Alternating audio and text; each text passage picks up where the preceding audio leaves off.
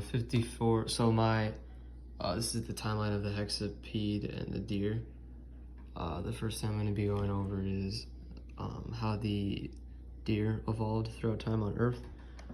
So 54 million years ago, the Artiodactyla species was a species that have even-toed versus odd-toed, and hoofed animals that bear weight equally or have an even number of toes. So it's like they have hooves and they evenly distribute their weight on an even number of toes.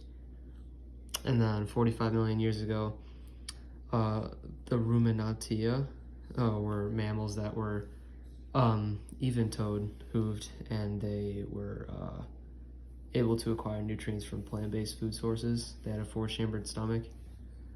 And then from that, they evolved to the pecora, which were mammals that had the last two traits, but also have projecting frontal horns or bones, like from their skulls. That was 30 million years ago, and then that evolved into present-day white-tailed deer, which has all previous traits, but is a specific species stemming from the pecora. And then once it was at the white-tailed deer, when the white-tailed deer evolved in Pandora, a rare mutation occurred in white-tailed deer that caused it to have 6 legs. This mutation, however, allowed maneuvering to escape predators. Therefore, through natural selection, the mutated deer outlived normal deer and reproduced because they were able to escape their predators in Pandora, because they were able to maneuver and get away versus just a normal 4-legged deer.